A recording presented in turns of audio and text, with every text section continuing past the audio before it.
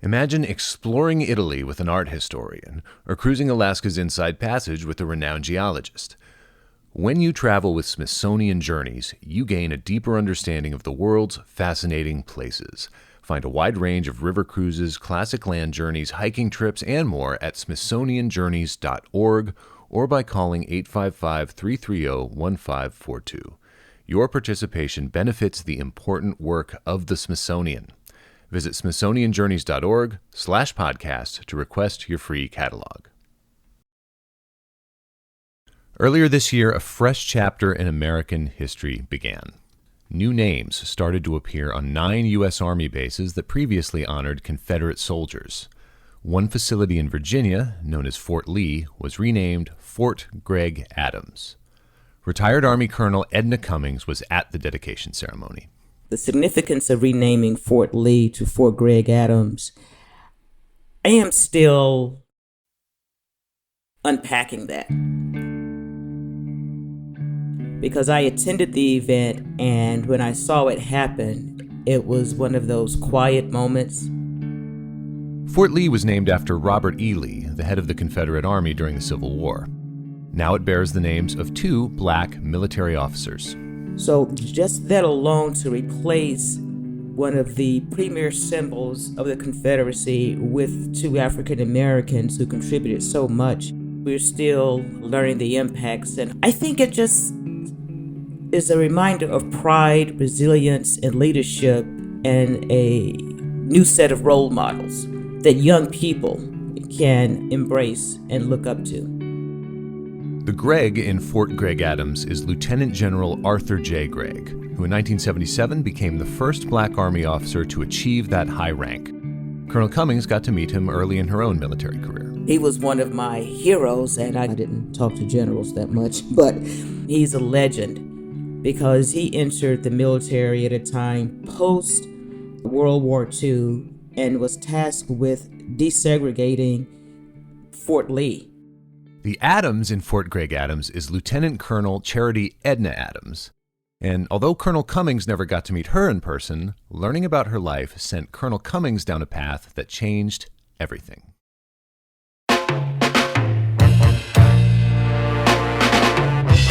From Smithsonian Magazine and PRX Productions, this is There's More to That, the show where we honor the trailblazers of the past who impact our lives today. In this episode, Colonel Cummings and Smithsonian Magazine journalist Jenny Rothenberg-Gritz introduce us to the 688. This was the only World War II battalion exclusively made up with women of color. We'll also hear from some of the 688's living members. I'm Chris Klimek. Let's get started. Have you ever wondered why we call French fries, or why something is the greatest thing since sliced bread? There are answers to those questions. Everything Everywhere Daily is a podcast for curious people who want to learn more about the world around them. Every day, you'll learn something new about things you never knew you didn't know. Subjects include history, science, geography, mathematics, and culture. If you're a curious person and want to learn more about the world you live in, just subscribe to Everything Everywhere Daily wherever you cast your pod. Recently published from Smithsonian Books, The Object at Hand, Intriguing and Inspiring Stories from the Smithsonian Collections by Beth Pye Lieberman presents a behind-the-scenes vantage point into the Smithsonian collections. From Dorothy's ruby slippers to a speech that saved Teddy Roosevelt from assassination, this authoritative guide delivers a visit to the Smithsonian like no other. The Object at Hand is available wherever books are sold. Chris, I have a mission for you. The 6888 was sent overseas to untangle the tremendous backlog of mail waiting to be opened by U.S. service people stationed abroad during World War II. This was the only line of communication for Army members to family and friends back home in America. I thought this sounded like a difficult but not unfamiliar task at first, and then Colonel Cummings made me imagine what it must have been like. I want you to go to this war-torn country. The war isn't over. About 17, 18 million pieces of mail and packages rotting in the warehouse. You're the only one who I'm relying on to get it done. We've been at this for about 5 years now, and it's getting worse. And if you do not succeed, you're going to get fired. I don't have any resources other than what you've given me. You're not going to give me a lot of support. So not only do I have to sort through the mail, I have to take care of 855 people and make sure they're motivated. And then you throw in all these other elements. Unlike the kinds of World War II combat stories that get celebrated in movies, the 688's mission was mostly logistical. But that didn't make it any less important or any less difficult. The women of the 6888 got it done. And yet, in the decades since, they were never properly recognized for their service. Colonel Cummings has made it her mission to change that. It's important that we recognize this particular unit because I personally believe that history was omitted. Everything that I ever saw about World War II, first of all, you didn't see a lot of women. It was more of a passive and a footnote. None of the movies, conversations. Maybe we heard, or I heard about a few Red Cross workers, nurses, but nothing about women who were in operational mode in supporting the war, meaning doing logistics, administrative support, or even in theater. These women of any race were never depicted other than the object of a love interest of a male who was in the war. And then digging deeper, learning that there were actually more than 7,000 Black women on active duty during World War II, including nurses. And a group of these Black women, Red Cross workers, nurses, and this large contingent of women, the 6888, actually served overseas that really heightened my interest. Colonel Cummings retired from active duty in 2003. Today, her main focus is bringing attention to the 6888. In fact, when we spoke with her, she had just gotten back from a tour of sites in Europe where the 6888 had served. Her tour group included some of the relatives of women from the unit. We started our conversation with Colonel Cummings by asking her how she first heard about this story. I first became aware of the 6888 and its history just by happenstance. This was probably mid-2015, 16. I was online and something popped up in my feed about this Black colonel named Edna who spoke her mind and sometimes got in trouble for it. Her name was Charity Edna Adams. And so I connected to the story because strictly vanity reasons. I'm like, oh, somebody else named Edna who said things while she was in uniform and sometimes regretted it. But then as I started to dig deeper, I became fascinated by the story. So you served an entire career in the military without having heard of this woman prior to that, which definitely illustrates the fact that this is someone who has not been celebrated, memorialized in a way that would be appropriate. Exactly. And also learning about Charity Adams caused me to dig deeper about the context of World War II. And I now know more about World War II and military history than I did when I was on active duty, maybe because I have more time to do the deep dive or pay attention, but I think it puts it in context. And if it was included in terms of a conversation or curriculum for military history, I believe people would pay more attention. Smithsonian Magazine's Jenny Rothenberg Gritz joined me and Colonel Cummings for this interview. Jenny interviewed Colonel Cummings for a magazine feature she wrote about the 6888. She, too, was taken with the story of Charity Edna Adams. Colonel Charity Adams didn't know when she enlisted that there'd even be an opportunity to serve overseas. That was a complete surprise. She was training at Fort Des Moines in Iowa, and someone called her in and said, "We're sending you overseas." You know, this was a woman. She was brilliant. And Colonel Cummings can say more about her qualifications. She had a triple major. Is that right, That's Colonel correct. Cummings? Yeah. And what were the subjects? Math, Latin, and physics. And she was in grad school when she joined the Army at Ohio State. So just as a young woman, she was, 26 years old at the time when she got sent overseas? Yes, 26 years old, in charge of 855 women, a battalion commander, and now battalion commander is about 40. So this was complete Right. groundbreaking. This was, Right. thrilling and new, and nothing like this had ever been done before. Well, let's give some context for that. So prior to this breakthrough Colonel Adams eventually achieved, what were the roles in which Black women were serving at the beginning of the war? Black women joined the war in 1942. Only 10% of the force could be African American women. So that was the first hurdle. The second interesting part that I don't see highlighted is that all women, regardless of who you are, had to have a high school diploma, and the men did not. So with women, period, the 150,000 women who served in uniform during World War II, they were the best and brightest. All of these women had high school diplomas. Some had master's degrees, BS degrees. So the 688, this was the only all-black, all-women Army unit deployed overseas during World War II, and they had a particularly morale-critical function. What was their role during the war? Their mission was to, even though they cleared the backlog of mail, I think it was broader, it was to restore the vital communication to and from the U.S. between troops and their loved ones back home.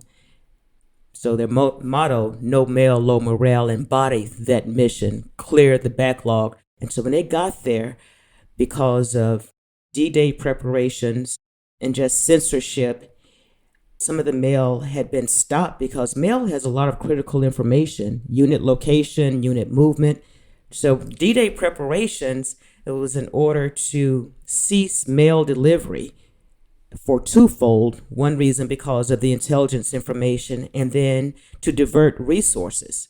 Because mail, you need trucks, you need supplies, you need an infrastructure to route the mail. And in wartime, the priority goes to the troops on the field. So it was pretty convoluted, and the mail had been a problem long before the 6888 got there. Well, that gets at the fact that this is, again, like such a critical function that the 6888 had, but also an unglamorous one. I'm going to ask Jenny. You wrote in your story about just these cold, rat-infested warehouses where these women are sorting through these massive stacks of mail. Tell us about the working conditions that they were operating in.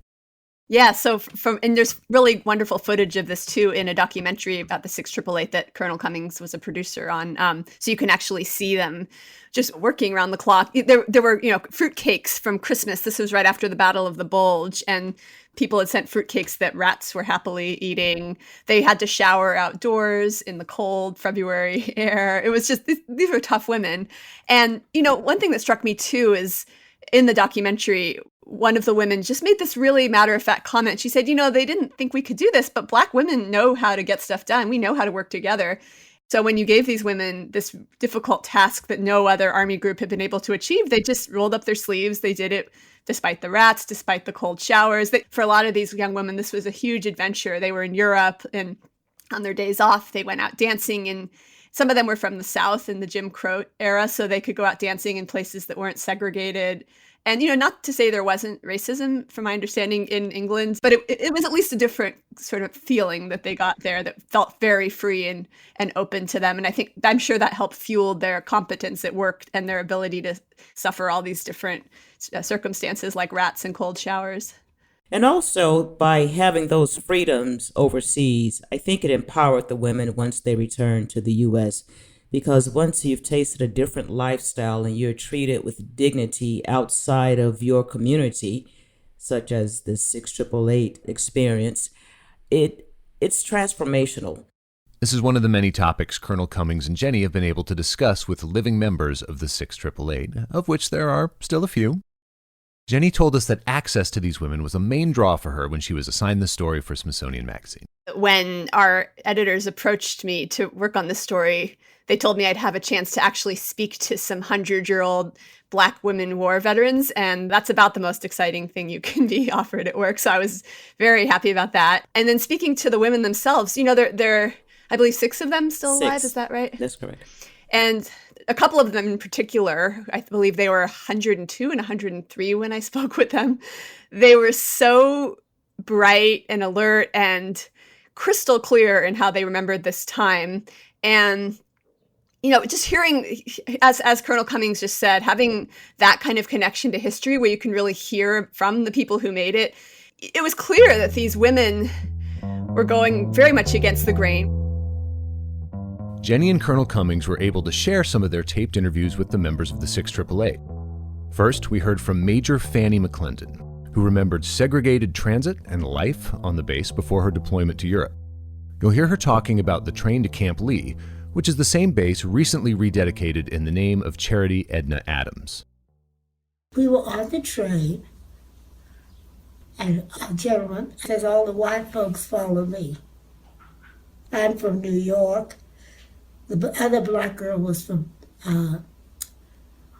Alabama, and there was one from Virginia. She's the only one who knew what to do. Williams, the girl who was with me, she was scared to death. And I wasn't scared of anything. I'm from New York, you know. They gave me my thing to do, and I'm doing it. And we went on to Camp Lee. I didn't see him. We got into Camp Lee. The base people picked us up. They moved our luggage up to the room and everything, and we're sitting there. They come lugging their bags up the stairs, and we're wondering. And then I start to laugh. Well, then Williams then began to smile. And, hey, where you girls been? That is an astounding story from Major McClendon. Colonel Cummings, how do you feel when you hear this? Major McClendon's story about how she faced segregation within the ranks is an example of the resilience. And she did not counter the racism or the racist acts with hostility. I call it the quiet warrior. She allowed the system to do what the system was doing at that time. In other words, telling her that she was not authorized to go in a certain direction because of her race. She says, okay, I'll accept that. But she had the power, and she did not make a big deal about it. And so she retained her power, which shows a strength and resolve as an example of the attitude and approach that most of the women had when speaking with the 688. She's the only officer from the unit who's still alive. And Major McClendon also knew Major Adams. She talks about her, and her memory is incredible. At 102 or 3 years old, I mean, it's just phenomenal. Jenny told us about another woman she and Colonel Cummings spoke to named Romay Johnson Davis.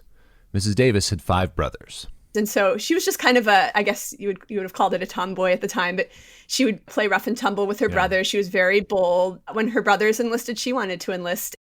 Mrs. Davis shared a memory of her passage across the Atlantic to her deployment overseas. We were just paying attention to the ocean. I particularly infatuated with the movement of the sea, you know? And I was going to learn as much as I could about the reaction of the sea. And we had heard, too, that the U-boats might attack us, but we didn't believe it. You know, we weren't thinking that they would. And anyway, I don't know how far out we were. Everybody was comfortable and wondering. But all of a sudden, our ship tilted to one side, to the right side. And it stayed in that position for a while. And everybody was frightened. People were scattering about, running to find their comrades, and frightened. Definitely frightened, a lot of people were. But in my conversation with a few people, I yelled at them, it's too late to be afraid. The ship rocked and the barrels rolled. You'd hear things rolling, and people were scattering here and there, running for shelter. And I had said to the group that was with me, it's kind of late to be afraid. You know, we mustn't be afraid. We must be strong. Because if you say your prayers, you have nowhere to go and nothing else to do but to depend on them, you know. And in the meantime, in traveling, the sea was rough because it was February, and the sea was act like it was angry at us, you know. But anyway, what intrigued me, I guess, after the ship settled, we looked and there was a deep trough and the winds were evidently blowing. I experienced something that I have never seen before, and I hardly can explain it to anybody. And there was a spout of water. I don't know how wide, wider than the ship, but it was in front of us as we went along. And we were motoring along at that time because we had leveled off. And this spout reached up and up and up. It looked like a mile, and there was a tiny little ship on top. On top of the spout. One of the Liberty ships, I guess it was. It looked like a Liberty ship because it was so tiny. And I don't know how far that spout reached into the sky, but I had remembered it all the rest of my days.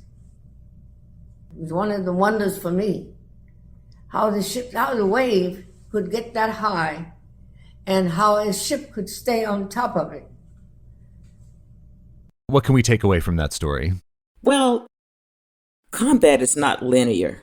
Ideally, you know where the bad guys are, the adversaries, and you can design your countermeasure based on those positions.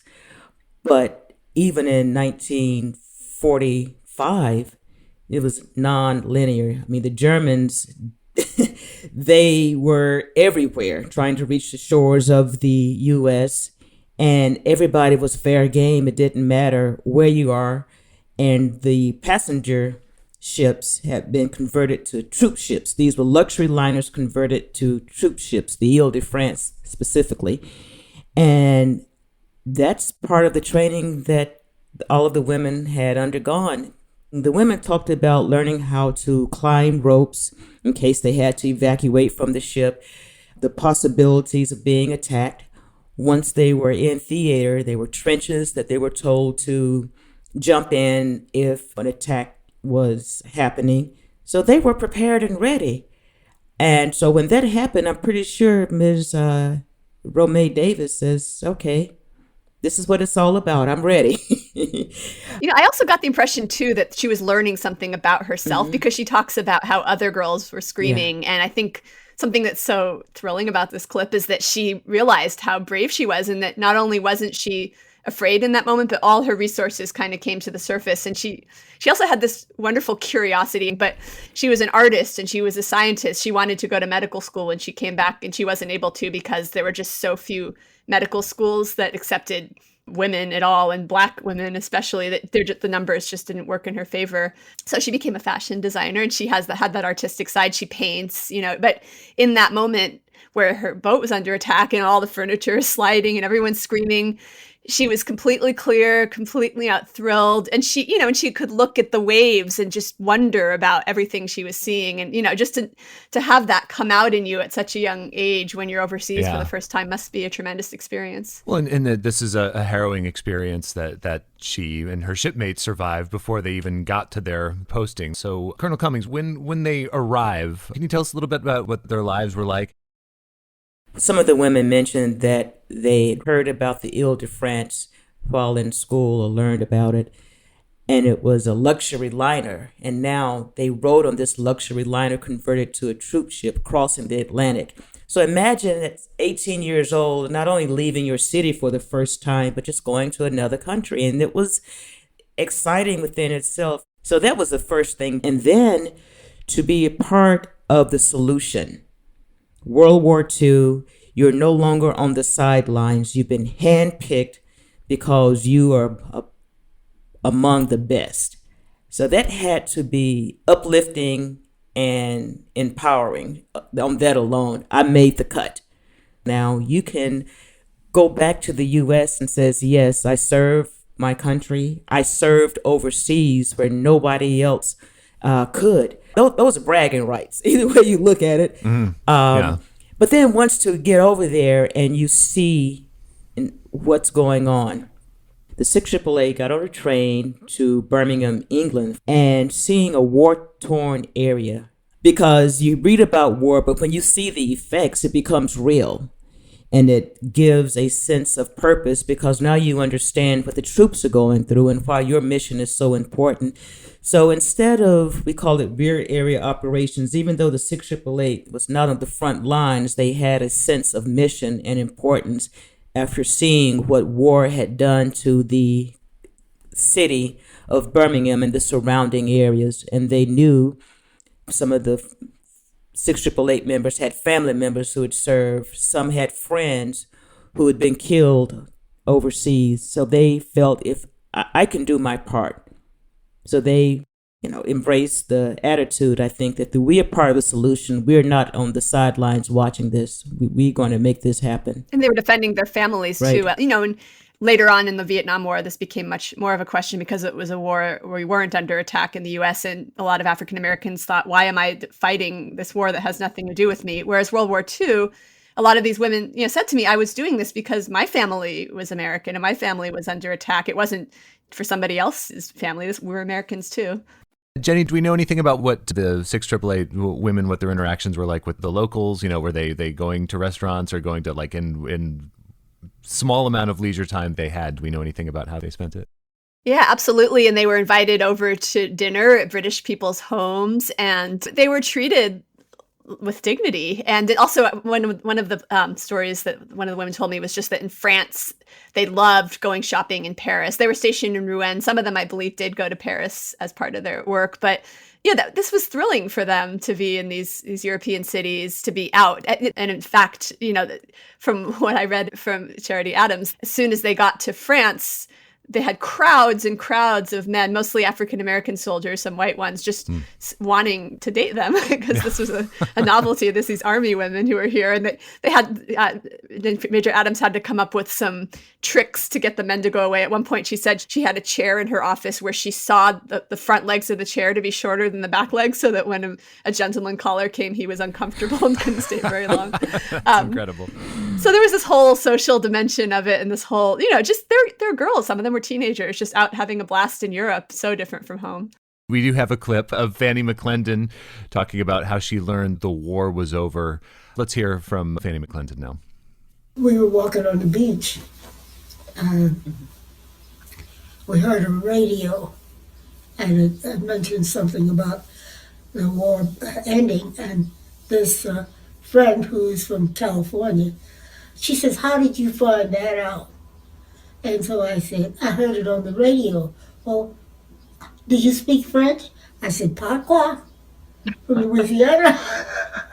And I was able to understand enough to call my boss. And when I called her, she says, "Yes, drop everything. We're going home. The war is over." And that was the war was over in Germany at the time. Colonel Cummings, what do you think of when you hear Fannie McClendon recall that moment? Well, it was probably a moment of relief. When Major McClendon heard that the war was over, it was probably a bit of uncertainty because she had orders to go to the CBI, China-Burma Indian Theater. But once the war was over, her orders were changed, and so there were no more deployments to another theater. So that's encouraging. First of all, the 6 AAA proved themselves while in Europe to the extent where other theater commanders, at least one, the CBI commander, was willing to accept African-American women. So that's something that I didn't know about until I started studying the history of the 6 AAA and talking with the women. There was a lot more acceptance. So that's an example of how the 6 AAA paved the way for military service, not only for African American women, but we have a generation of service members who are connected to the story from all services. I mean, they had sons and daughters, and some of them joined the Marines and Air Force because of the 6 AAA service. One thing I love about that clip, too, is it just sort of hints at the diversity and richness of African-American culture. This is a woman who grew up in New York, but because her grandmother had been from Louisiana, she also spoke French. And, I think that's something that gets overlooked a lot that just got hinted at in this story. How had the mail backlog been handled by the time of the end of the war? Were the 6 AAA successful in their mission to untangle things and get the mail pieces where they needed to go? The 6 AAA was more than successful. They exceeded all performance expectations. The war had been started in Europe in 1939, so all this mail had been backlog because of the war, D-Day preparations, inefficiencies, and so many other units had tried and failed to clear the backlog. And the European Theater of Operations main area was in England, in that surrounding area outside of Birmingham, England, for the mail. You had white units, male and female, who tried to clear the backlog. You had British units. None of them could get the job done.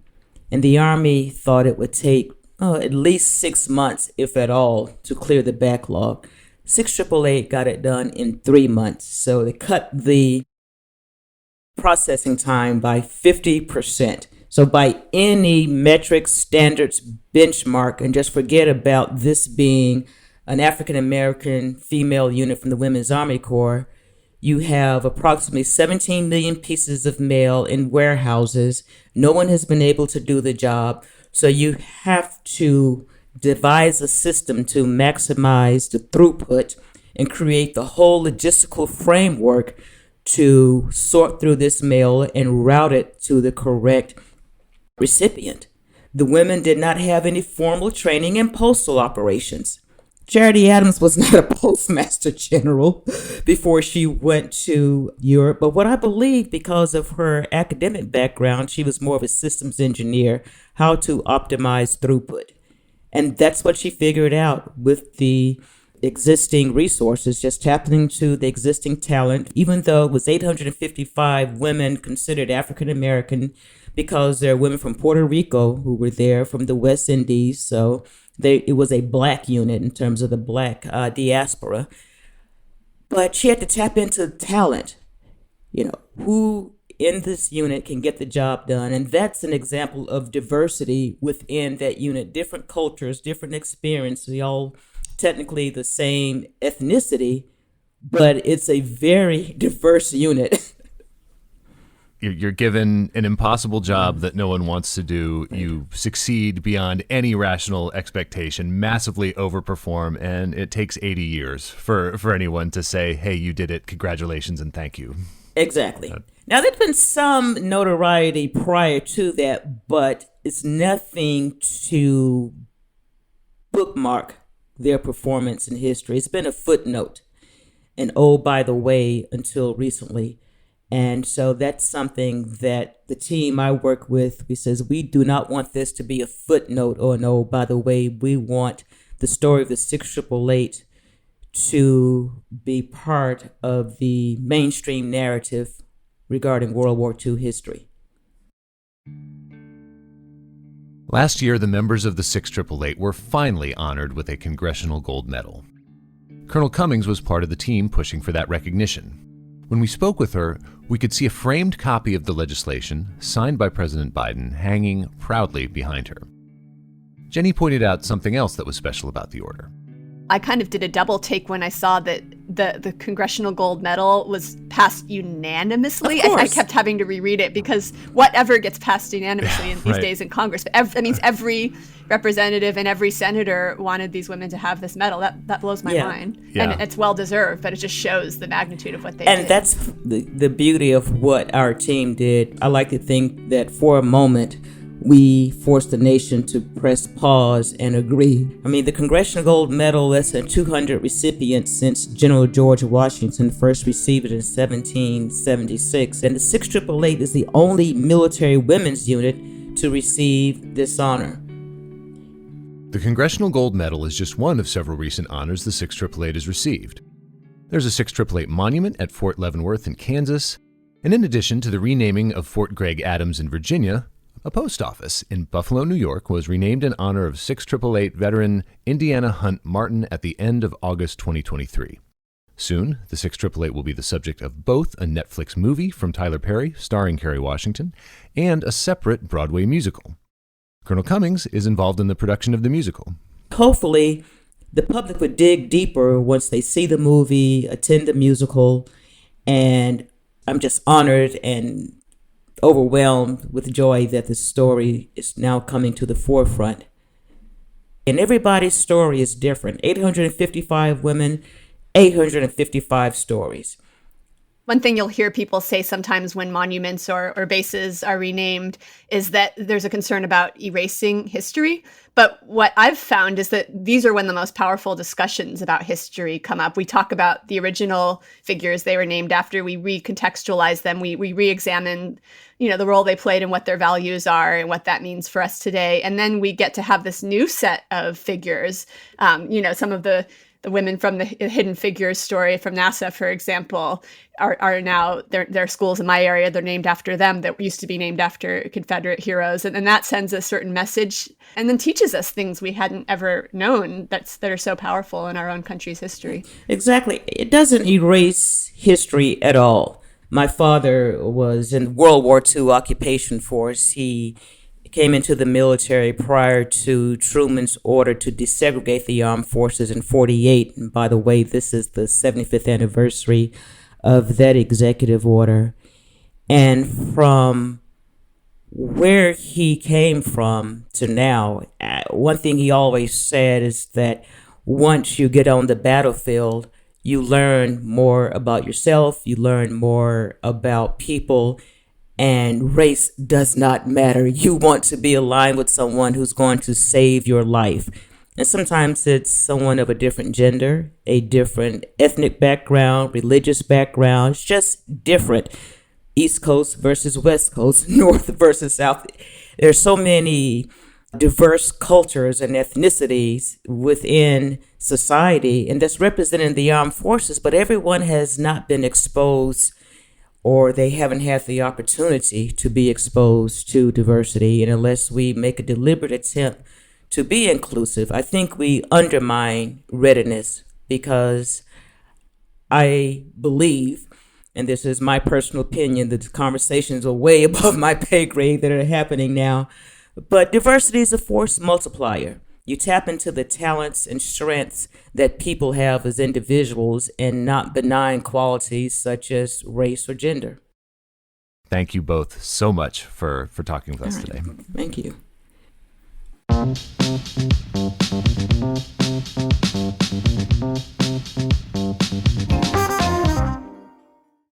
To read Jenny Rothenberg Gritz's article about the 6888, go to smithsonianmag.com. We'll have a link to that article as well as to the documentary about the 6888 that Colonel Cummings has helped to produce in our show notes. And before we go, we'd like to leave you with an extra bit of bite-sized information to share next time you want to impress your house guests. This week's dinner party fact is about relative time. Hi, my name is Malin Sully, and I'm the online history editor at Smithsonian Magazine. My dinner party fact is about the Egyptian pharaoh Cleopatra. Did you know that she lived a full 13 centuries after King Tut and 26 centuries after the construction of the Great Pyramid of Giza? In other words, Cleopatra's reign is closer in time to the year 2023 than it is to when the pyramids were built.